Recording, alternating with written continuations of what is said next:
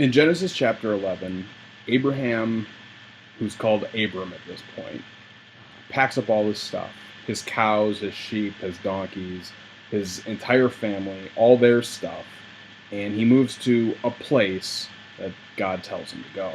And it's literally that specific. God says, I'm going to take you to a place that I will show you. And from there, the story is just incredibly human. On the one hand, Abraham has some stuff that we should definitely try to emulate. And on the other, he just makes some of the stupidest decisions that anyone's ever made. Specifically, the stuff that we should follow are the three promises that God gives him. First, God tells Abraham, I'm going to make you into a great nation. I'm going to give you a son, and through that son, there's going to be just hundreds upon thousands of descendants. And Abraham is old at this point. His wife is well beyond childbearing years, and yet Abraham believes God. Secondly, God says, I'm going to make your name great, and you will be a blessing.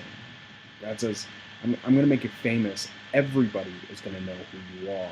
Finally, God says, all people on earth will be blessed through you.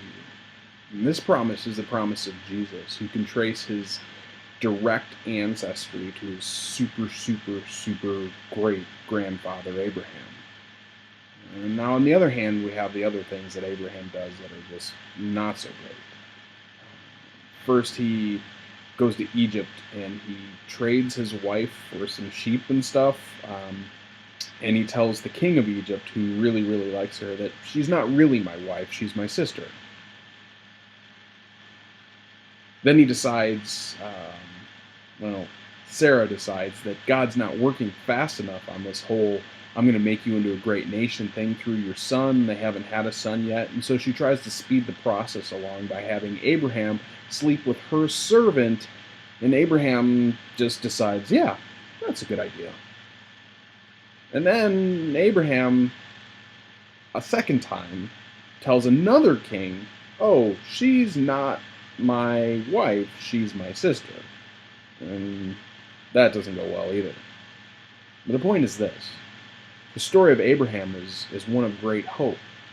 Because even though Abraham makes some of the most idiotic and boneheaded decisions that have ever been made in the history of man, in Hebrews chapter 11, he's placed at the top of the list of what's called the heroes of faith, or the hall of faith.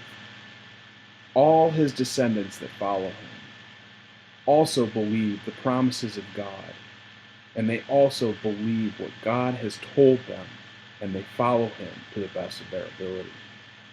And if somebody like Abraham, who sells his wife for some sheep to a king and sleeps with a servant, can be lifted up as an example for us to follow, then there's hope for me, and there's hope for you too. In a minute, I want you to read Genesis chapter 15, verses 1 through 6, and Hebrews 11, verses 8 through 12. And then I want you to ask yourself these questions. Number one, what would the difference have been if Abraham simply believed in God instead of believing God? Number two, are there limits on how far you're willing to believe God? Number three, are those who are following you currently, or who will follow you in the future, going to, like the list of Abraham's descendants, take up your example and follow God too?